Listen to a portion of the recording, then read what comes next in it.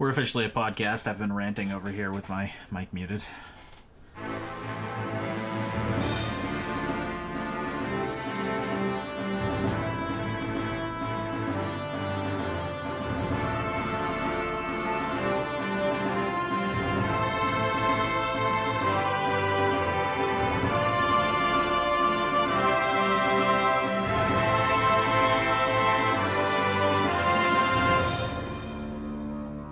Hello and welcome to a special interview edition of All Comics Considered, the comic book podcast with a heart that is 5 times larger than normal, and we are totally cool with that. I'm Marty, and I am down to my last zombie dust. I'm Nick, and I desperately need feel-good TV shows to binge. I'm Tim, and I miss the Harajuku Cube. And I'm Cailtlin, and I'm a roadie warrior. Yes!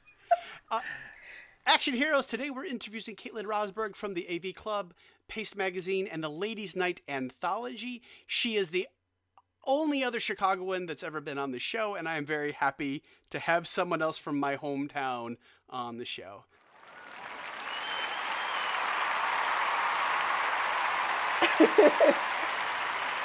So we're just going to talk to Cailtlin about the work that she's doing, her origin story, and then whatever she wants to end with. But first, Cailtlin, why don't you tell us about your origin? Like, wow, what's your earliest comic book experience?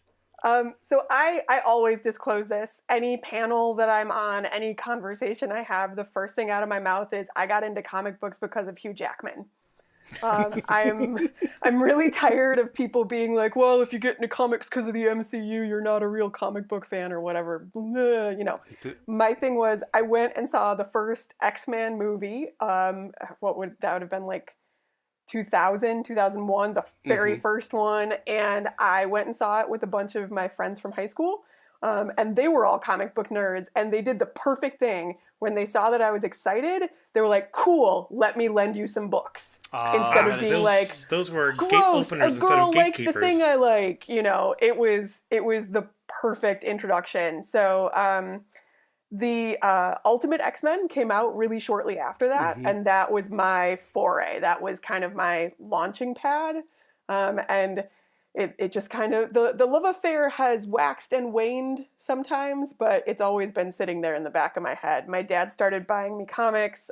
He went through a couple back issue bins to find stuff that he had liked when he was a kid, and it just kept going from there. What are some of those books that he got that you guys have in common? So he got me a bunch of X-Men stuff because he was trying to he's always been very specific of he's not just going to randomly throw stuff at me that he thinks I might hate. He wants to stick with stuff that I'd already expressed an interest in. So there was some old school X-Men in there. The one that he couldn't find any of that bummed him out is my dad loved Sergeant Rock as a kid. That was his book. And he couldn't find any of it. And so he ended up just telling me about it instead. Which is, fair. That's kind of adorable. I got it, guys. We're coming up on the 1-year anniversary of me dragging my dad to a show just to make him cry by talking about him and how he made me a nerd and how he loves me. Nice. My dad is the best. My dad's amazing. I want everyone who needs a dad can have my dad too. He's awesome. I gotta say that sometimes I will regale the rest of the All Comics Considered crew with tales of old comics, and they're always astonished. They're so fucking loony. It's just so weird sometimes. He gave me a couple of old Silver Surfers because him being, he was a hippie and he wanted to go travel space on a silver surfboard, and that was his thing. And he took a lot of drugs and he loved it, and it was great. I very quickly, once I got over my initial, oh my God, the X-Men are the best, I very quickly moved on to Batman. Batman was my dude. He still is my guy in a lot of ways. And when I was in undergrad, I actually was studying to be a teacher. And my biggest challenge that I just kept hitting is all of my fellow teachers. I was teaching history. I was teaching World War II specifically to a bunch of really bored 14-year-olds, essentially. It's hard to get kids invested in that stuff. And the one thing that I kept on realizing and hitting up against was that all of my fellow teachers were all at least 45. And they were coming and approaching World War II with a very black hat, white hat. There's only black and white. There's only ever been black and white. And I was a lot closer in age to the kids, and they'd grown up with 80s and 90s stuff. They'd grown up with Shades of Grey and anti-heroes. And so I decided I wanted to go to grad school specifically to write about comics as literature analysis and talking about the shift away from, Yul Brynner rides in on a horse and saves everybody towards Frank Miller's Batman, vigilante anti-hero as good guy. And that's kind of where that went. I actually wrote one of my first college research papers about The Dark Knight Returns, actually. It's meaty. It is so meaty. And talking specifically about Thatcher's England and Reagan's America and how we remember that time based on Frank Miller's bullshit is really fucking interesting. So I was going to say that, to be fair, it's kind of difficult to lend shades of gray to, Nazis. This is true. I don't want them to be that complicated. Well, and I think the thing that I was struggling with the kids the most is that they were struggling to understand why someone would follow someone hateful. And that's a very different conversation than like talking about Hitler and Goebbels specifically. And it was a real eye-opener to me as a teacher to be like, we need to have a conversation about the cult of personality and how we get to the point where we reify or vilify people. And comic books are a really good way to talk about that. So that's very true. I mean, you don't need comic books right now. I think we have some extremely poignant real-world examples. But that's, Let's not be bummered this week, though. Let's talk about fun things. Something you mentioned early on that we actually go back and forth. I guess not back and forth, but something we just talk about in the show quite a bit is the idea of gate opening versus gate closing. And you mentioned the MCU, and we've actually had almost exactly the same experience you have, where there's just a sort of large group of people that kind of actively push people out of the fandom if they got interested based on the movies, whereas we've certainly recommended in the past, like particularly Captain America. If someone's into Captain America, man, like Chris Evans is a great place to start. Yes, and to bring it back full circle to keeping things up and up, like he and I haven't shared tweets with Chris Evans because then I'd be giddy and gushing about it and everybody on the show would know, but I've been retweeting him back and forth because he basically said what I said to Mr. President-elect the other day about acting presidential, and the tweets came out almost simultaneously, and my heart did go pitter-patter, which is fine.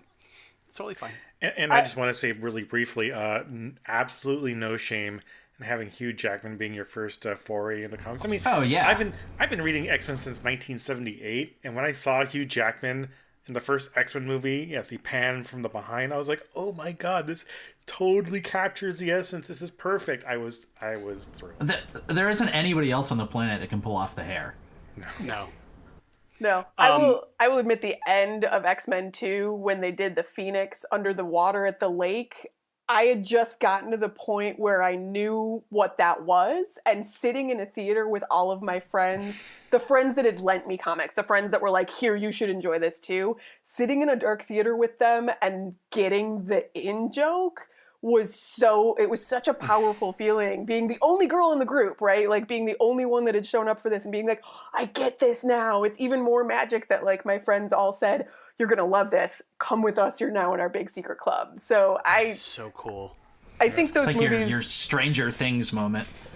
Seriously, it was just... I think that those movies are such a good gateway, and like the number of people that I've had that aren't huge on comics, but like my favorite game to play with all of my friends is Stump the Chump, which I admittedly stole from the Car Talk guys, like 100% own that. But like, if you come to me and say, my dad really likes XYZ, but he hates comics, I'm like, my job is to find a comic he'll like. I love that game. I think it's the coolest thing ever if somebody comes in and is like, I like Shakespeare, I like, murder mysteries, and I like the Caribbean. I'm like, great, you're going to love Virgil by Steve Orlando. Done. Like, that is my favorite thing. Should we play around with that and pretend we don't like comics? It would make my night. Oh my god, it would make me so excited. Tim, you read my mind. Okay.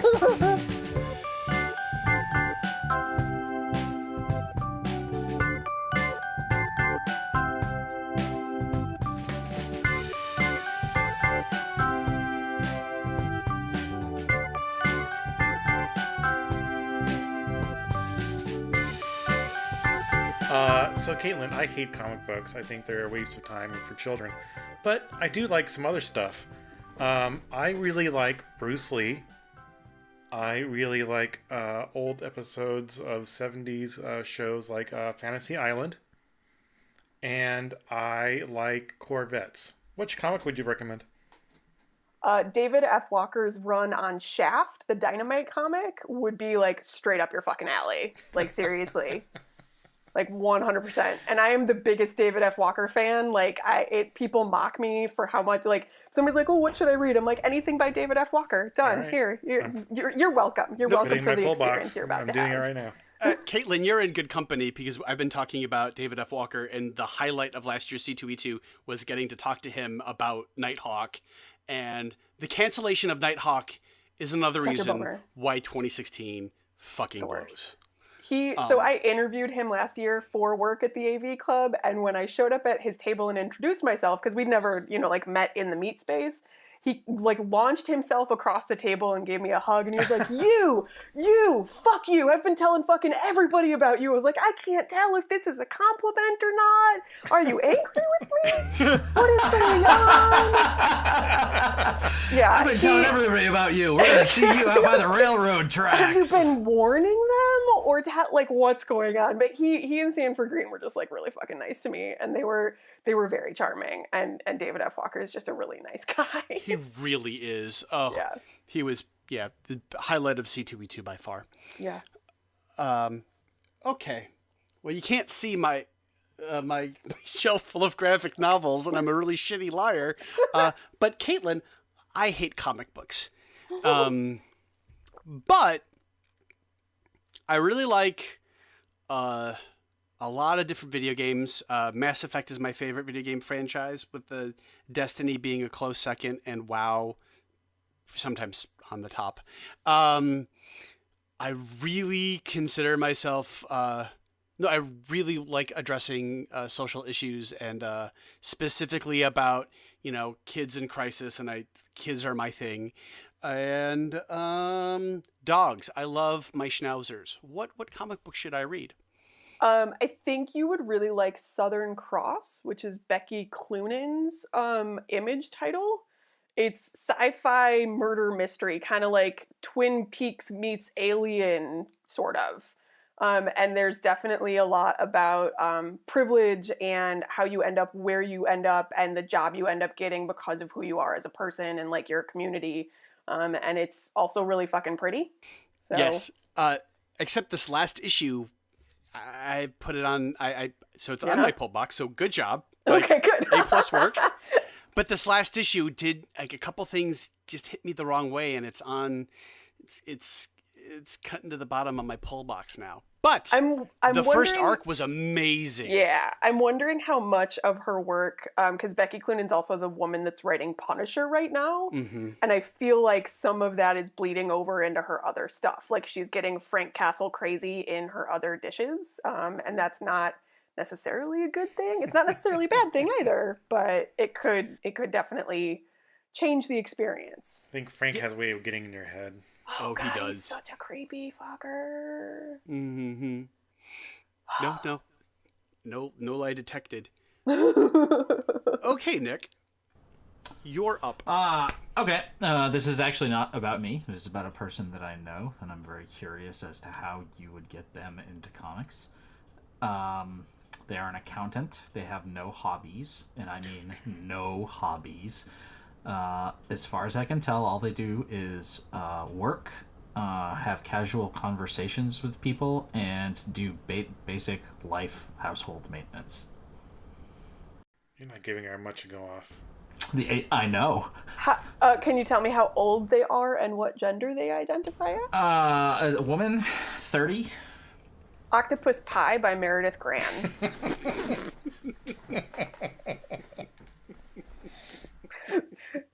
Has anybody read that? Am I preaching to the choir? I'm just laughing because you just said gender. Got this. Yeah. Well, okay. So Meredith Gran writes a semi-quasi autobiographical, not really, webcomic called Octopus Pie. It just got republished by Image for the first time. And it is slice of life stories with real people in real situations. They live in Brooklyn. It's Friends, but not shitty. It's very, it's oh god, In Living Color. It's like the show that Friends was trying to be. It's just very straightforward people in situations that when she started drawing it, they were all about to graduate college, and she's been drawing it for almost 8 years, I think now. So they're coming up on 30. And it's one of them runs a small business, one of them works in a small business. It's pretty straightforward slice of life. The art reminds me a little bit of Scott Pilgrim. There is some of that for sure. Gran has been doing some really interesting, innovative stuff in about the last year and a half.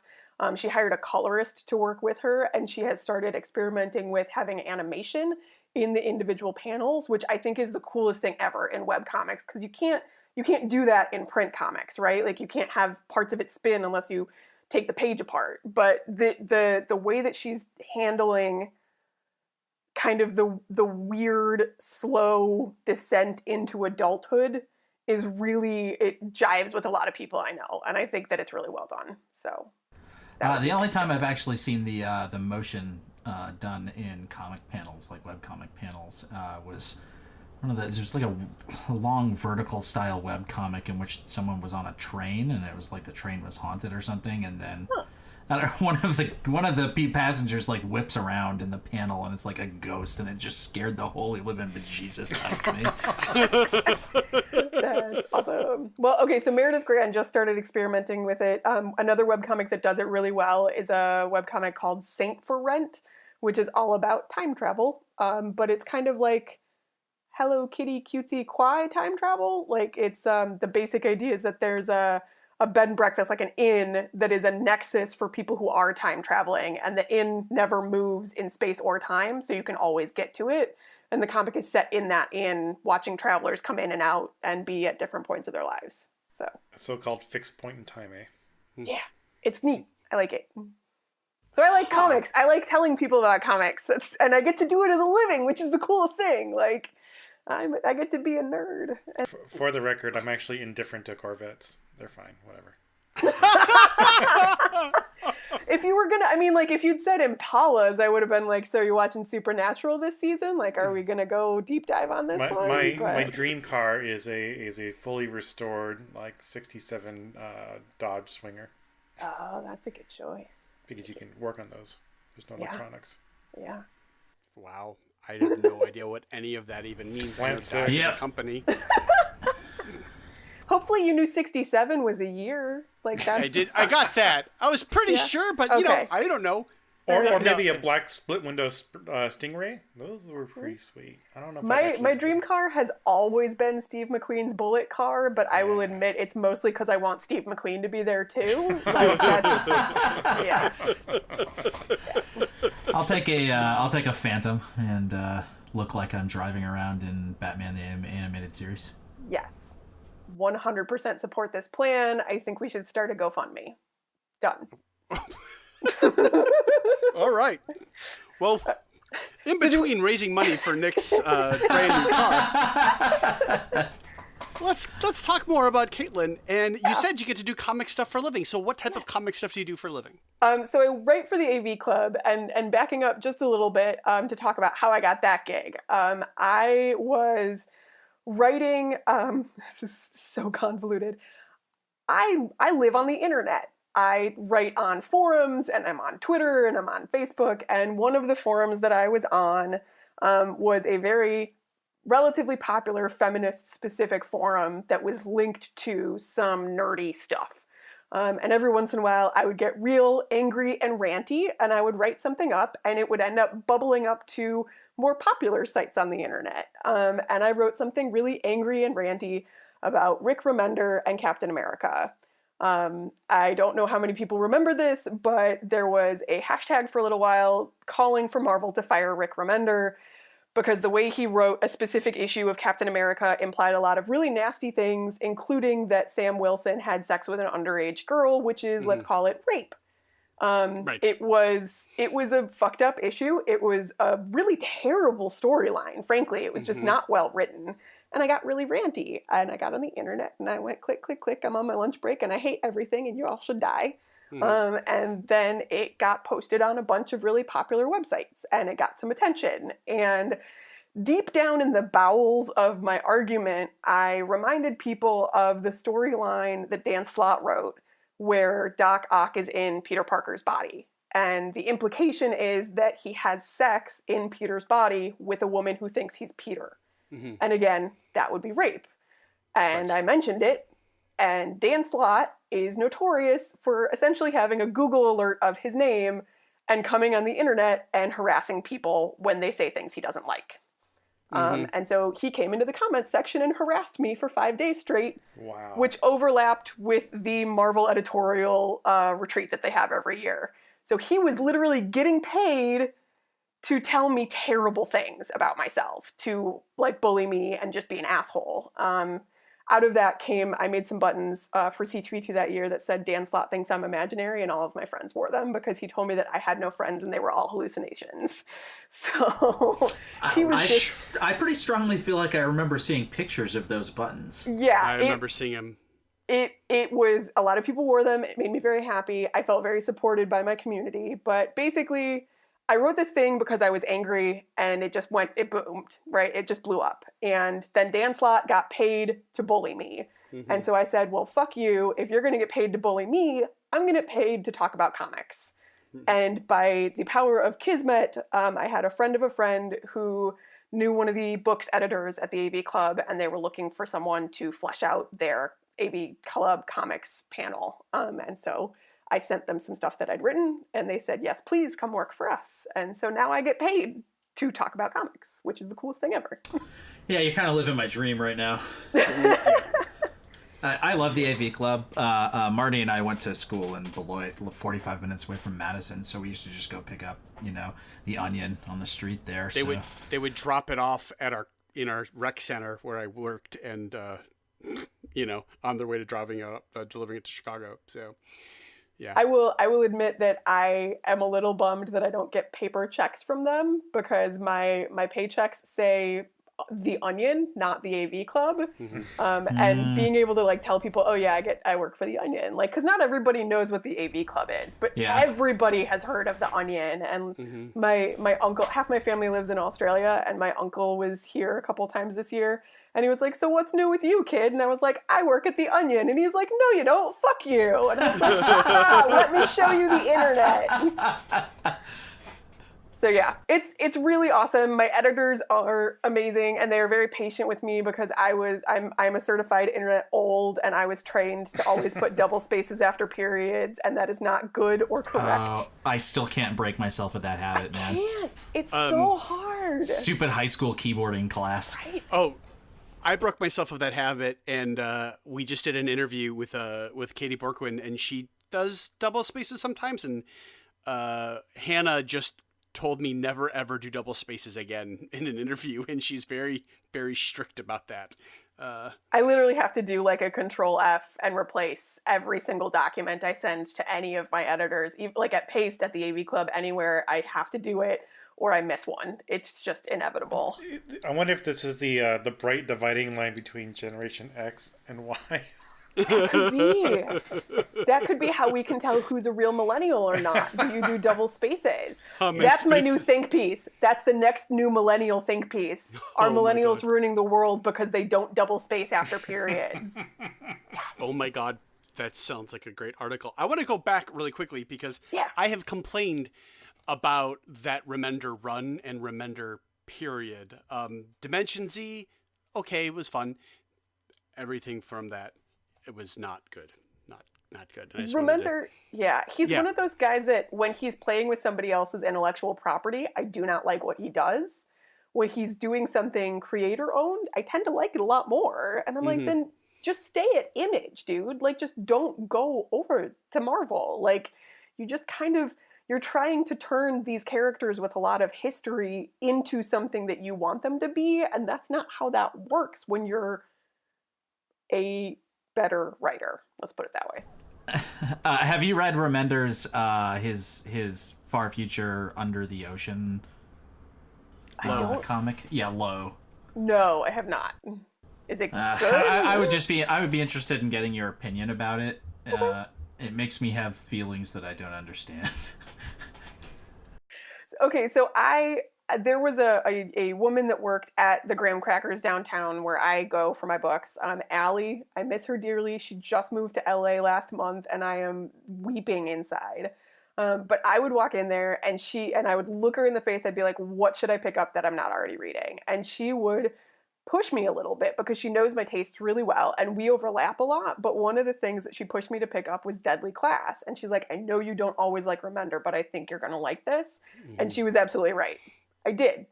And that, honestly, I feel like I'm very sad that more people don't have access to a really high quality local comic shop, and that's kind of what I hope that my job does a little bit of, like, I might not be able to know every single commenter on the AV Club's comics panel personally, but I can at least give them an idea of what my taste is and tell them what I think is good about what I'm reading.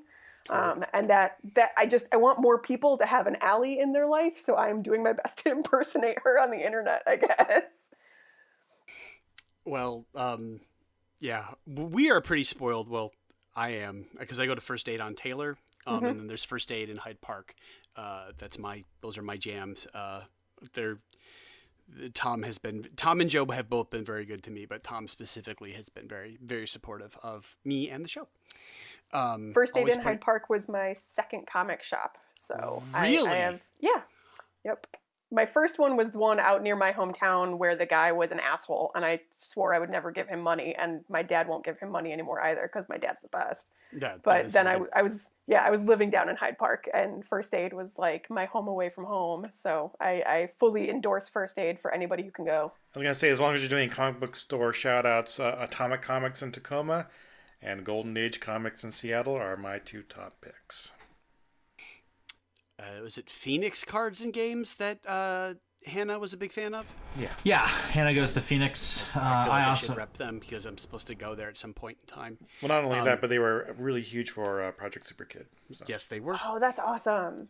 And then there's about 3 or 4 of us at the court that walk to First Aid Comics on Taylor during lunch and go get our books. So I also go to Golden Age along with Tim. That's a great shop. And also the Dreaming in the University District. Have you guys submitted any of these to Hater Free Wednesdays? What? What's that? Oh, Hater Free Wednesdays is an awesome blog that collects comic shops that are safe spaces for, people of color or women or queer people or anybody that doesn't fit the white dude norm. So if you guys have a local comic shop that you like, you can go add it to their database, and then it's listed if people are looking for safe comic shops that they can go feel comfortable in. So I would fully endorse any of you to go add your favorite comics or your favorite shops to that list, because it's really valuable tool. Kind of feel like we should actually put a link to that on our website. Yeah, I just looked it up. So it's haterfreewednesdays.tumblr.com. Yep. So, and there's also Hater-Free Saturdays for game shops. They're not related, but the two blogs do work together sometimes. So they're both really cool. Nice. I like it. Well, Cailtlin, you also mentioned Paste very quickly, and I used to have a subscription to Paste. What is Paste? So Paste magazine is mostly online now. It's a little bit more in depth than AV Club in some ways, because AV Club is very much oriented towards pop culture, right? There's a music and a movies and a book section, whereas Paste has more sections, and they also go into politics and reporting. So they do actually have investigative journalists that work for them. I am not on that side of the aisle. I work with the comics group over there, which is Sean Edgar and Steve Fox. They're great guys. They do, once a week, they do comics they're excited for. And it's basically, rather than doing a review of something, it's doing a preview of something. Like, what are the books that are coming out tomorrow that we are excited to read that you might want to check out? It's just a little bit different of a muscle for me to flex, because when I do the AV Club stuff, it's a really deep dive on a single issue, and I want to give... But I also want to give an overarching picture of what the rest of the run might look like. Whereas the preview could literally be, I'm excited for this one, Punisher annual and I don't want to read the rest of it, just go pick up this one issue. So it's a little bit different, which is neat. It's nice to have the two sides of the coin. Cailtlin, why don't you tell us a little bit about Ladies' Night Anthology? I can definitely do that. So I got back into monthly issues of comics in 2010, 2011, because I was a poor grad student before that, and I couldn't afford to buy anything. And so I will also admit this, and I would put my hand on a Bible and swear by it. I got back into monthly floppies because of the New 52. No shame. I mean, like, no legitimately, shame. It was here's an easy jumping on point. And it was perfect timing for me. So I went to Graham Cracker Comics downtown, because it was the one that was closest to my office, frankly. And I walked right into the manager and I said, I want to start a pull list, please help. And he said, cool, what do you like? And we got a pull list going. And a couple months later, when I came in to pick up my books, he was like, hey, we're going to have a ladies' night here the first Wednesday of next month. You should come. So I show up, and they have a female employee moderating. We all just kind of sit in a circle.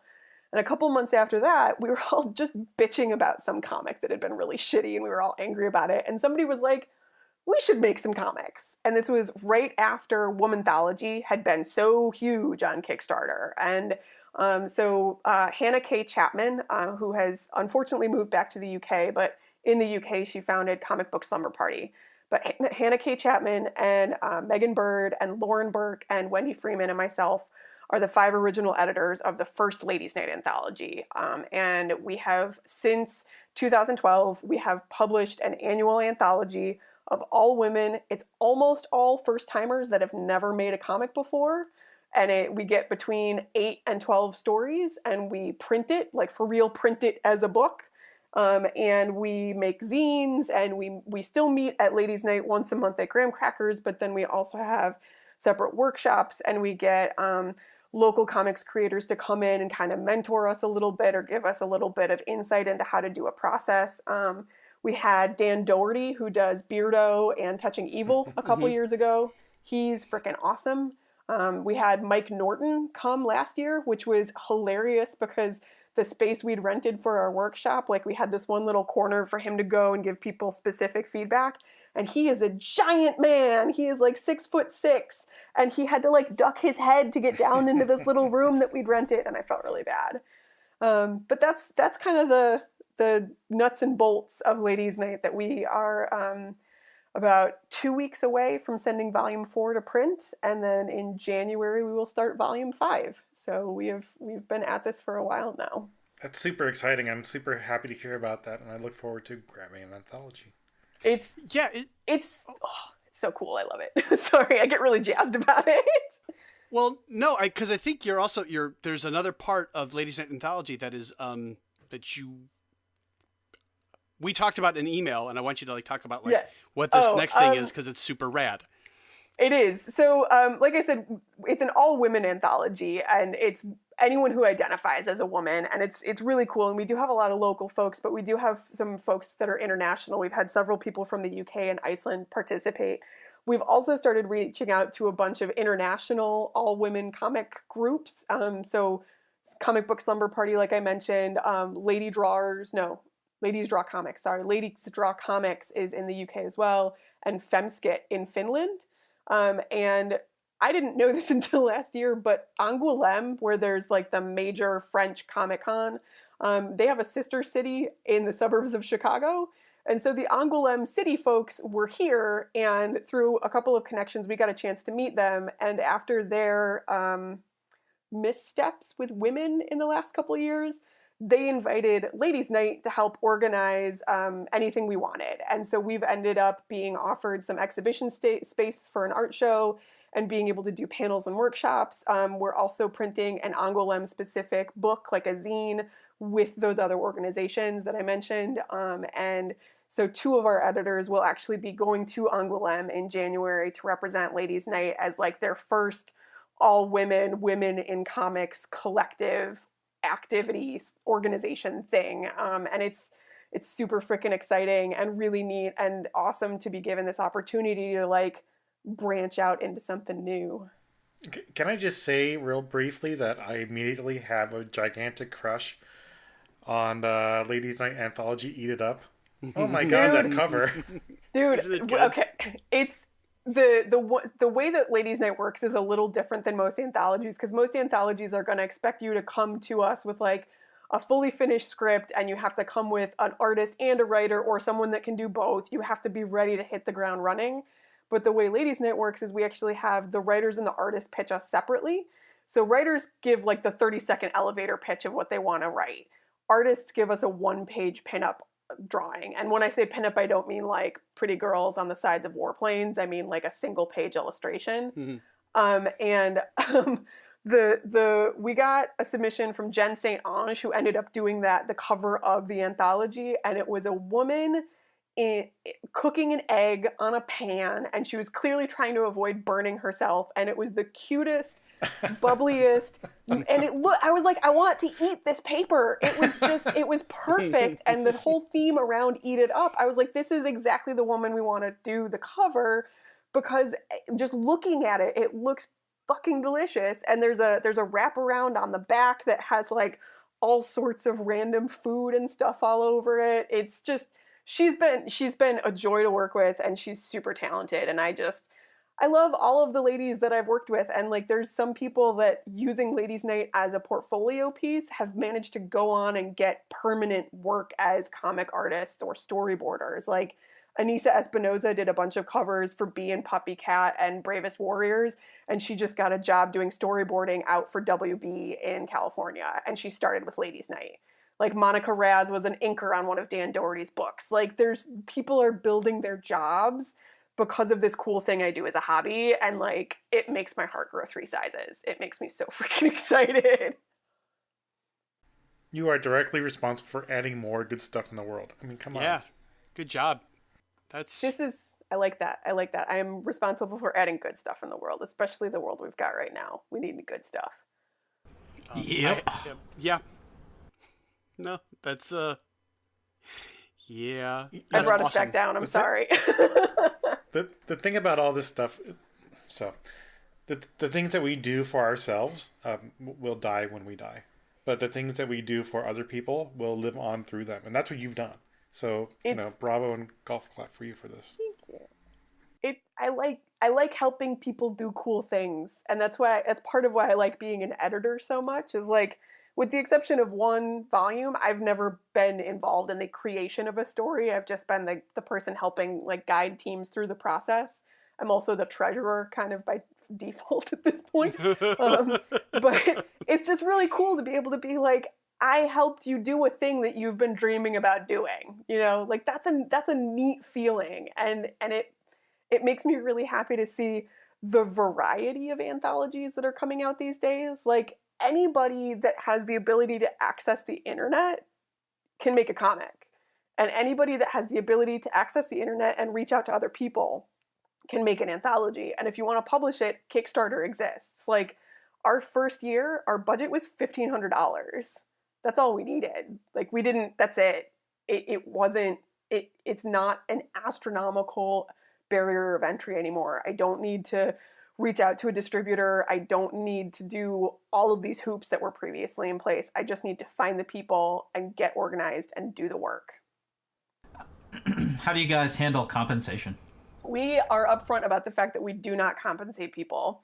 It is a volunteer effort from start to finish for everybody. And the vast majority of the people that we work with are students that are using it explicitly as a portfolio builder. So yeah, that is one question that we've gotten a couple times. And we have had people say, once they realize that we don't offer money, we have had people back out, and we're totally fine with that. But the other thing is, most of the other anthologies out there that do pay, nobody's there to hold your hand every step of the way. Nobody's there helping you learn what you're doing. And we also have a much longer timeline than anybody else. We've only had 2 people over 4 years have to back out because of personal situation changes and emergencies. Everybody else has been able to deliver, and they've got like 6 months to do a 4 to 6 page comic. It's not like a huge 22 page full issue. So it's definitely a learning experience for a lot of people, but I think that it's really valuable as a learning experience for people that want to get into it. We've also had people that are like, all right, I've made one comic and I realized that that is not what I thought it was, and now I don't want to make any more. And that's legitimate too. Like, we're not just here for the folks that want to do it forever. We're also here for the folks that want to do it once, then realize that it wasn't what they imagined, and that's totally fine. It's all part of the education, right? Exactly. Like, we've had people that were prose writers that thought they really wanted to write a comic until they realized that creating a comic with a collaborator is a very different thing than hiring an artist to make a comic for you. And that's a good learning experience. So, yeah. So given the atmosphere of comics, and you mentioned the asshole that's Dan Slott, regarding, since there's so much sexism in comics, what keeps you here? I know I mentioned Shaft earlier. I really enjoyed that comic, and I wrote a review of it, and a couple days later I found out that there was a woman named T who was running a program, or a hashtag essentially, called Black Comics Month. And it was during Black History Month, and she really was trying to feature Black comic creators of any variety. Mm-hmm. And I hadn't even heard about it. And I tweeted about how great it was, and was like, this is really important work. And it would be really easy for me to say, you know what, I like comics, but I don't need to deal with the bullshit, right? Like, I don't need to deal with the crap that comes along with it on the internet. But T, who she goes by Carmel Vixen, and she's still Black Comics Month. She's running a whole bunch of anthologies. She was running a mental health anthology.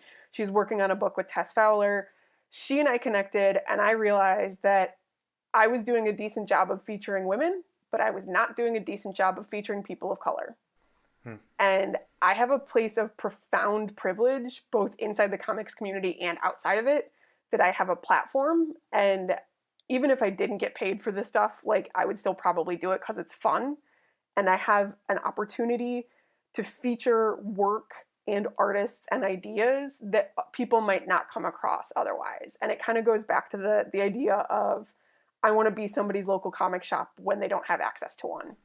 And I spent an entire year that every single book I reviewed on the AV Club had at least one creator of color on the creative team, because I was not okay with the lack of creators of color on most of those books.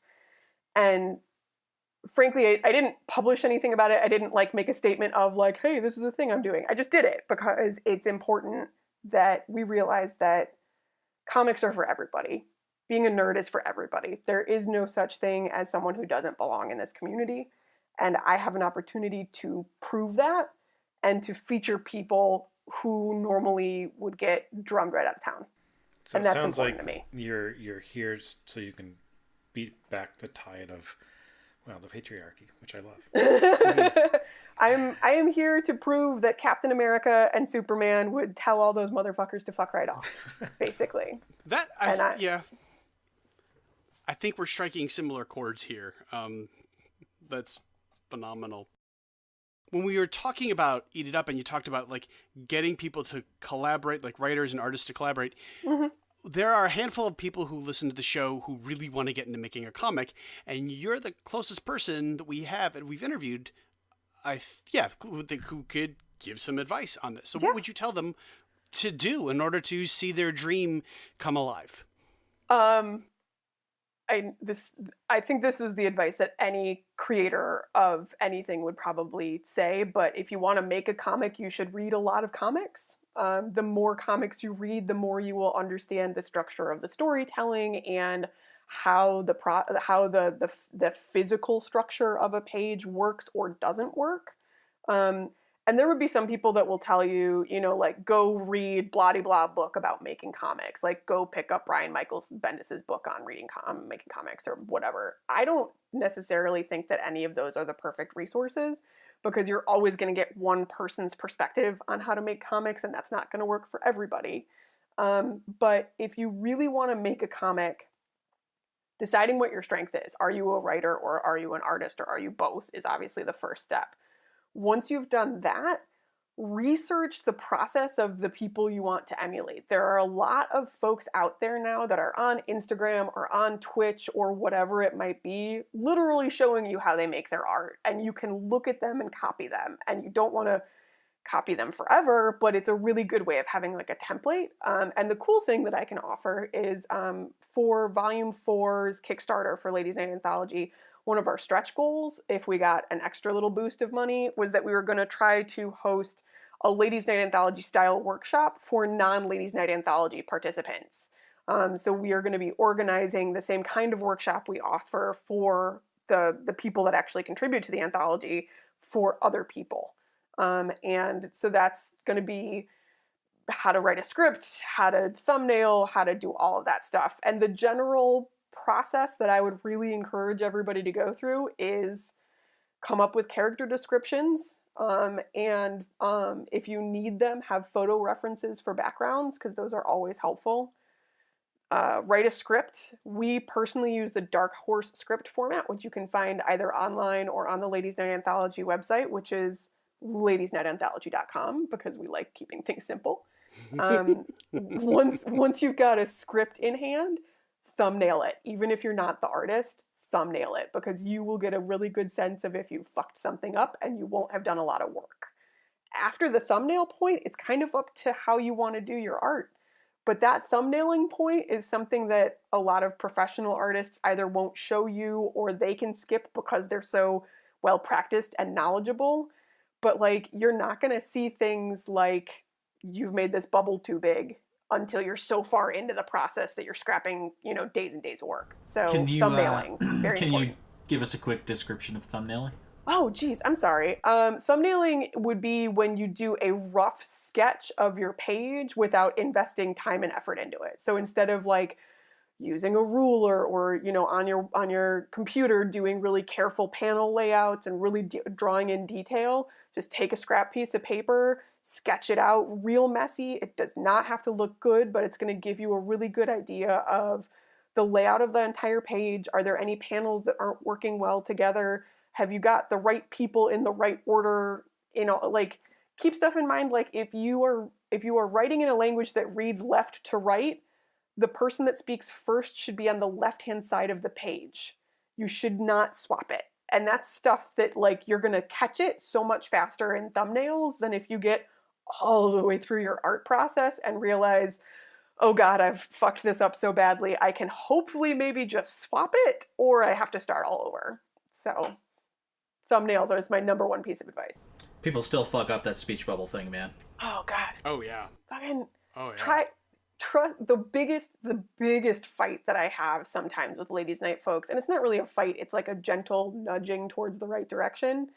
The biggest struggle we've got though is people have to trust their artist to convey on the page without relying on dialogue. Like you really can trust the art to show people. That's the whole point of having a graphic story in a comic form instead of just prose, right? Like if you want to write prose, just go write prose.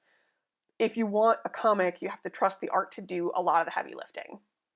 There's my number one advice. Thumbnails and trust your art. Thumbnails and trust your artist. Well, I think that is really solid advice. Wow. Okay, so we've gone over your origin story. We've talked a lot about the AV Club and Paste and Ladies Night Anthology and Angouleme. And we've talked about, what keeps you moving in a genre and a medium that is incredibly toxic.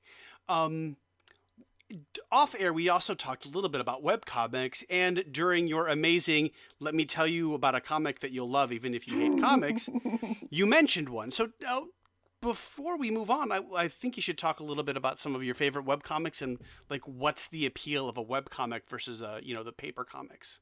So I think the general appeal of webcomics is kind of going back to the earlier point I made of the barrier for entry on a webcomic is very low. You don't need a printer, you don't need a distributor, you don't need a store to sell in, you just need a computer and access to the internet. And as Dinosaur Comics and XKCD have proven, you don't even need to be a particularly good artist to be a really successful webcomic artist. You can do really cool stuff with it. I think that has resulted in webcomics being at the forefront of every single change that comics as an industry has undergone, because webcomics are dominated now by women and people of color and LGBTQ folks and people with disabilities. Like, there are more people that are marginalized making webcomics than there are that are making print comics. So you get a larger variety of stories, and if you're looking for a story that represents you, you're more likely to find it as a webcomic than anywhere else. So that's why I think webcomics are awesome. And I actually, the reason I got the job at Paste is because I went on a rant about how the Eisners confuse webcomics and digital comics and how they're not the same fucking thing and they need to get the fuck over it. So that's my personal soapbox. So I think we understand the difference. How would you describe that? Webcomics are published comics that are on the internet. Digital comics are print comics that have been scanned and are available on screens. How do you not know that? So like, and the challenge is that the Eisners has expanded their category list so much in the last 10 years that I think they're kind of feeling like we can't do it anymore, because they added a whole bunch of like kid and YA stuff, and they added digital comics at all, but like, you can't compare DC's digital first titles to like an individual webcomic. Those things have nothing. They have nothing to do with one another. Yeah. So the fact that they're being judged by the same roster is bizarre to me. That is weird. So actually, Ron Wimberly was one of the reasons that I wanted to write that, because he was nominated for a piece that he did for the Nib last year called Lighten Up, which is phenomenal. Right. And everybody should read everything that man has ever made, because he's a genius. Would you like to give us your top 5 most favorite webcomics? Oh crap. Okay. Shit. Hold on. Let me just. Not to put you on the spot. I'm gonna click on my webcomics folder and just look at it real fast. Oh Human Star by Blue Delaquanti is amazing. It's sort of a slice of life story, but the basic background is that a man wakes up in an android body and doesn't remember anything. And ultimately what he discovers is that he was basically the father of modern AI and robotics, and he died, and somebody like preserved his consciousness, and he woke up like 20 years later in an android body to find that his former business partner sort of kind of cloned him, and the resulting clone is a trans girl. So just like lots of sci-fi, lots of technology, but also lots of family drama, and I love it. What else is on here? Gunnerkrigg Court, which is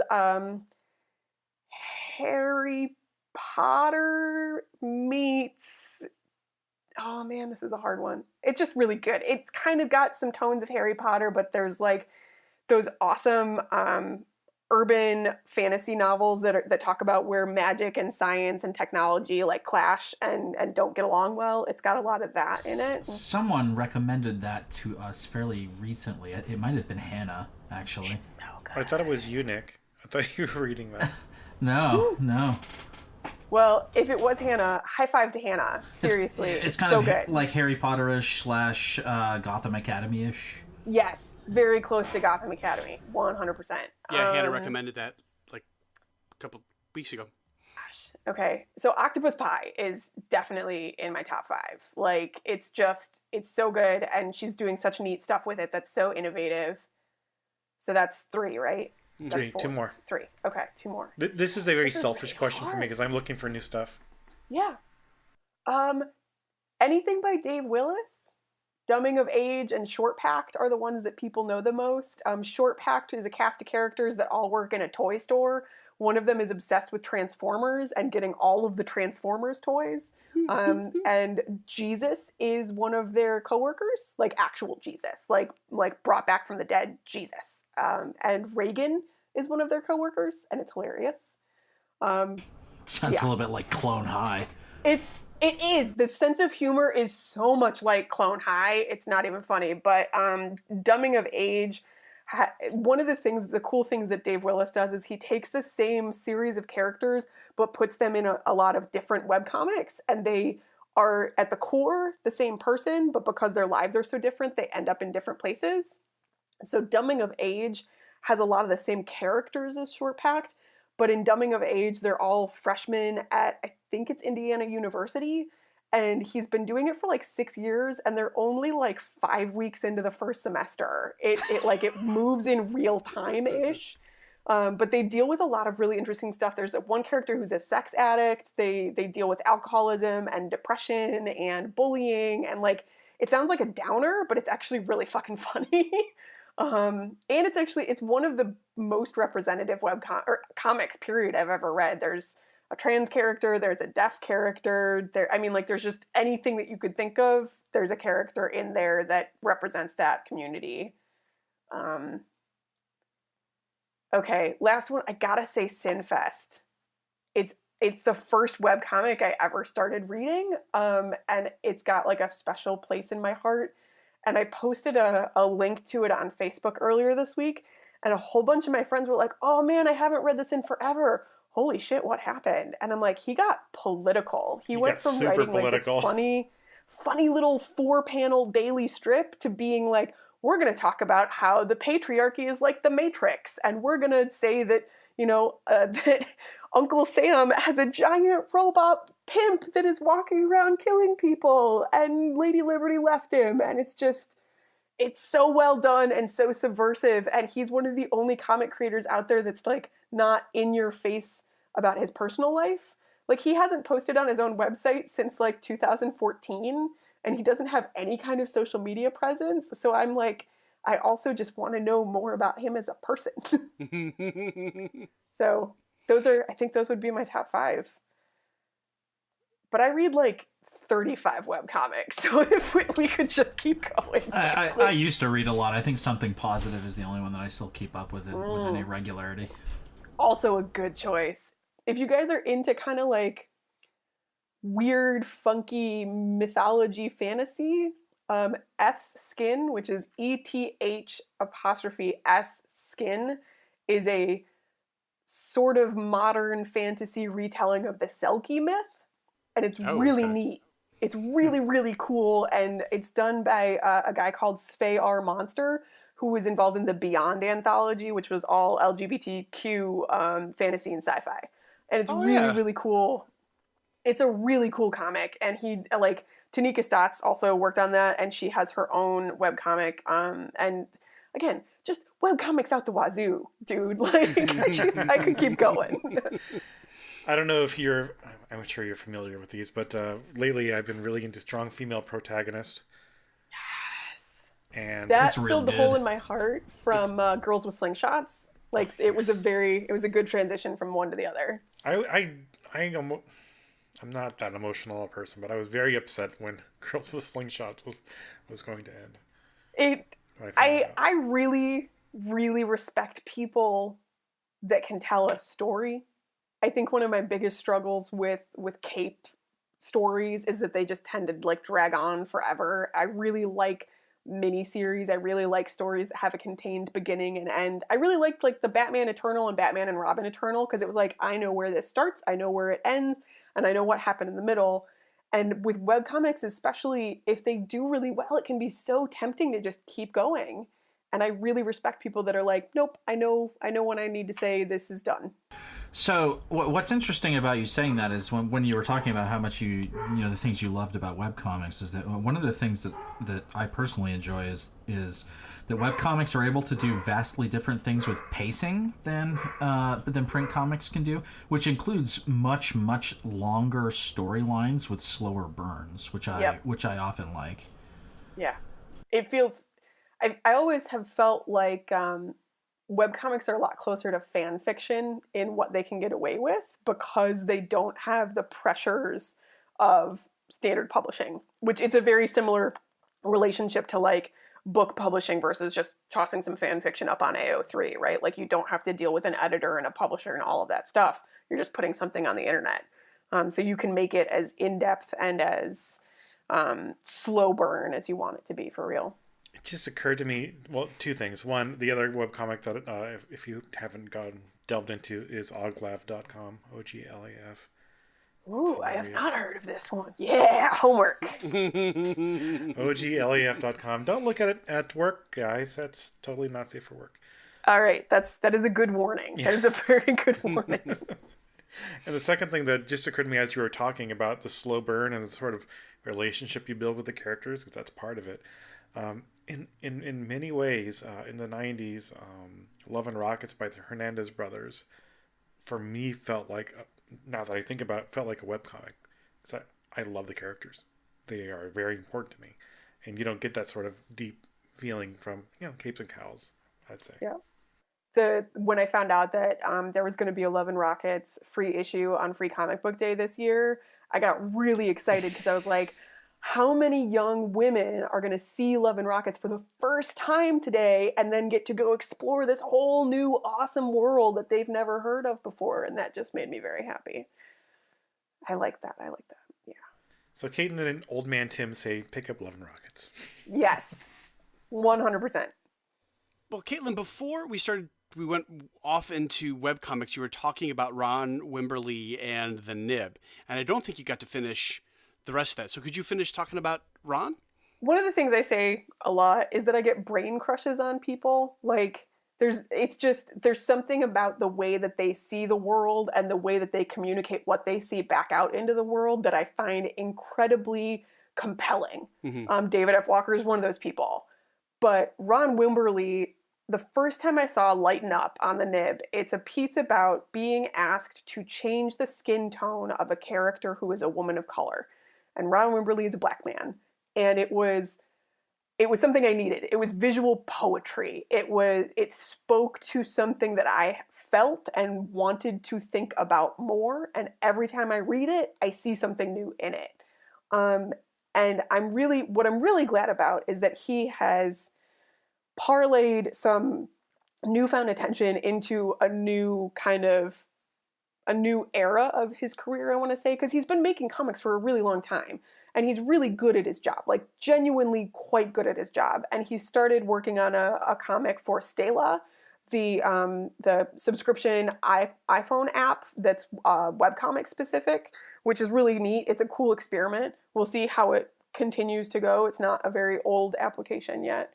And then he got Image to reprint his book Prince of Cats, which had originally been a Vertigo print 4 years ago, I want to say. It was like 2012. Yeah.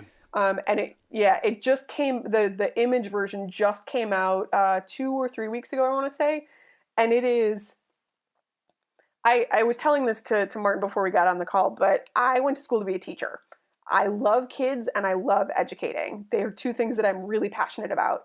And one of the things that just gets my ass so chapped is when people teach cool things in boring ways. Because, like, you walk into your average freshman high school class and you say the word Shakespeare and the whole fucking room is going to groan. Everybody's going to be pissed and bored. And the thing is that Shakespeare is not boring. Shakespeare is fart jokes and dick jokes and your mom jokes and exit pursued by bear. Shakespeare is hilarious if you do it right and help people pick apart this really dense language. And Prince of Cats is Romeo and Juliet told from the perspective of Tybalt in iambic pentameter, but reframed as early 80s hip-hop. It's set in Harlem in 1983, and it is a completely new take on Romeo and Juliet. And a lot of people like to say that Baz Luhrmann's Romeo and Juliet with Leonardo DiCaprio and Claire Danes was like the most accurate interpretation of Shakespeare ever. And I'm like, I don't give a shit anymore. Ron Wimberly's is better because it is understandable and personally compelling and reframes this weird family bullshit into something really deeply personal and like a quasi gang war. It's just really fucking neat and I want people to buy it. I think anybody that says that the Baz Luhrmann Romeo and Juliet is like the ultimate expression of Shakespeare hasn't seen enough Shakespeare. That's it. Like, people think of Shakespeare and all they hear is like dull Middle English, and that's not really what it is. And it makes me so frustrated to be like, you could turn this into anything you wanted in the classroom, right? Like, this does not have to be dull, and people do it anyway. And it's like, this is high drama, folks. Like, this is crazy. And there's so many dirty jokes in Shakespeare that just get missed because like nobody gets them anymore.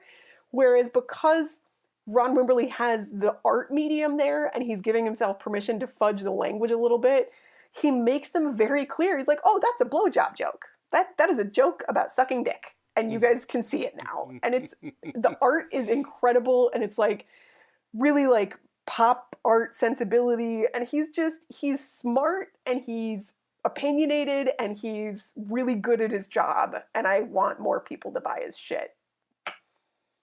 So that's me.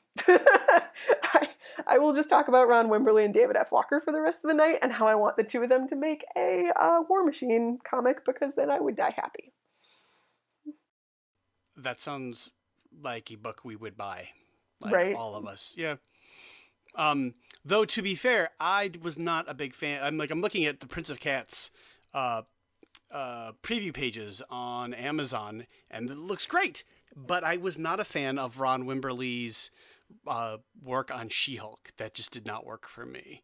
But Prince of Cats does, which is kind of weird. I think that's one of the challenges of like when you pick up a book from a company that has its own IP, you have a certain expectation of what it's going to look like or read like because there's a house style. And we're moving away from that a little bit. Like I would never have picked up Nighthawk and assumed it was a Marvel book 5 years ago, right? Like that it doesn't look like a Marvel book.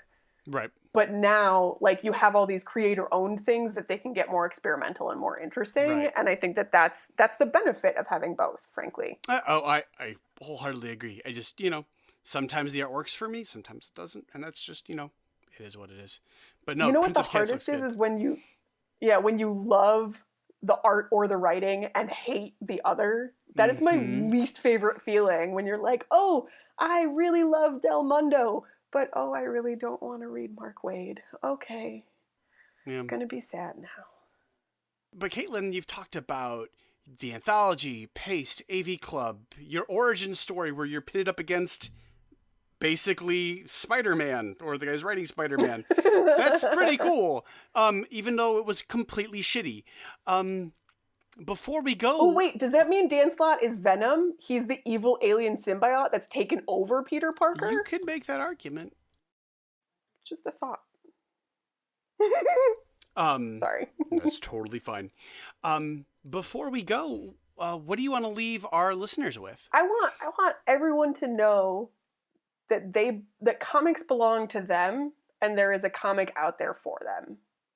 Comics belong to the readers and there is a comic out there for you to love. And there are people, including the folks on this podcast, because I have gone back and listened to Send Me Your Backlog, but like there are people out there that will help you find the comic you want and they will make sure that you feel welcomed. And I think that's what I want people to focus on. It's like almost a tagline of our show. There's a comic for everyone. It's just, it doesn't matter what you like. There's a comic out there for you and comics belong to you. Don't let anybody tell you different. And I think that's the perfect way to end this amazing interview. Cailtlin, thank you so much for being with us today. We will definitely have you back.